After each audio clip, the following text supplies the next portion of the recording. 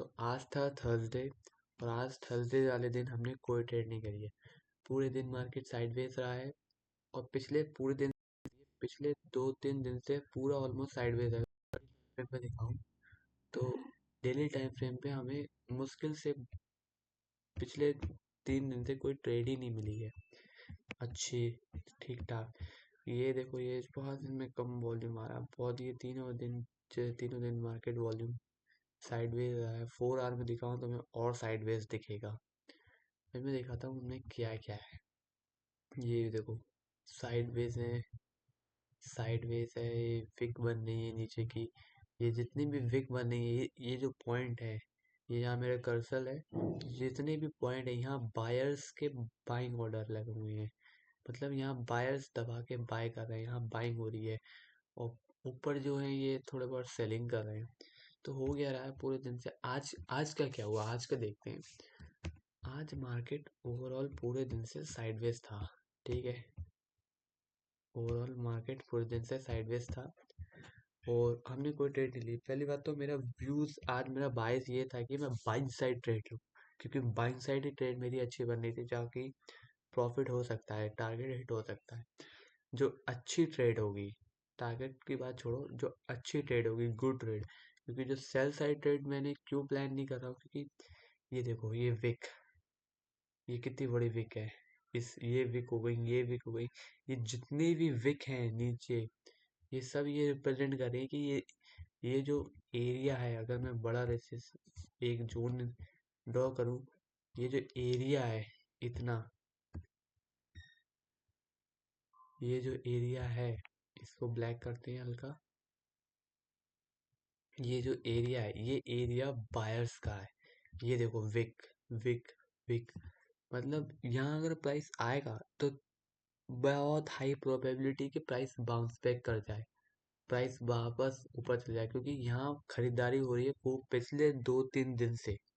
तो मेरा इतना अच्छा व्यू था नहीं कि मैं यहाँ अपना एक, क्या कहते हैं, ट्रेड बनाऊं सेल साइड। मेरा व्यू था बाइंग साइड।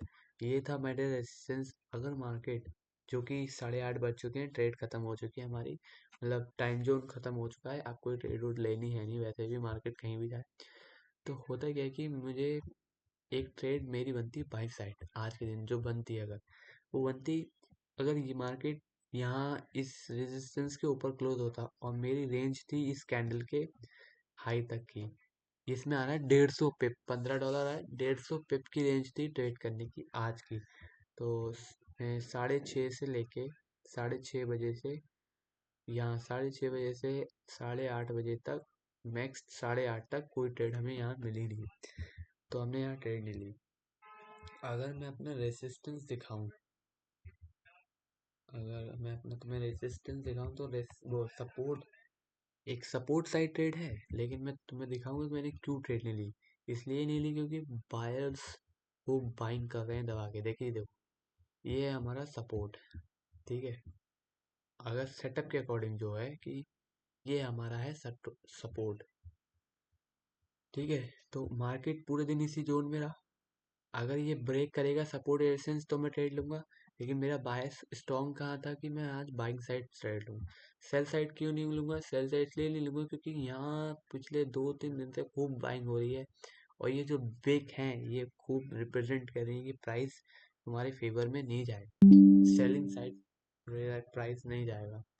तो इसलिए मैंने इन विक की वजह से यहाँ सेल साइड ट्रेड ली, बल्कि एक सेटअप बना है। ये मेरा डिसीजन है। हमें यहाँ ट्रेड मिली है 8 बजे के टाइम, 8 बजे के टाइम ट्रेड मिली है। इस कैंडल ने, ये रेड कैंडल बन रही है, इस कैंडल में हमने, अगर हमारी एंट्री यहाँ होती और हमारा स्टॉप लॉस इसके ऊपर यहाँ होता, अगर मैं यहाँ दिखाऊं तो एंट्री मेरी होती इस पॉइंट पे, यहाँ हमारी एंट्री होती और हमारा स्टॉप लॉस होता इस कैंडल का हाई यहाँ पे, ये मेरा स्टॉप लॉस होता। और टारगेट हमारा 1:1 होता, जो कि जहाँ तक है इस कैंडल के लो तक आता। लेकिन जब भी प्राइस यहाँ आता, यहाँ तक प्राइस आता 5019 पे, तो 50919 पे आता प्राइस, तो बाउंस बैक करता, क्योंकि यहाँ पे बायर्स खूब बाइंग कर रहे हैं दबा के। और देखो, हुआ भी, इसने हमारे सपोर्ट ब्रेक करा मैंने ट्रेड नहीं ली क्योंकि मुझे पता था कि यहाँ पे चांसेस कम है प्राइस सेलर सेलर सेल करें, और यहाँ पे बाइंग चल रही है दबा के। तो हमने यहाँ बाइंग चल रही है क्योंकि यहाँ लॉट ऑफ वेक की वजह से ट्रेड ली नहीं।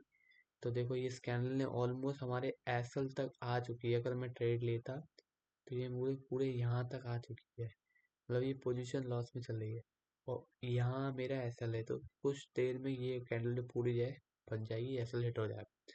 तो यही चीज़ मैंने आज चार्ट एनालाइज करी। पहले मैं ट्रेड ले लेता, ये ब्रेक करती तो मैं विक नहीं देखता था और मैं ट्रेड ले लेता।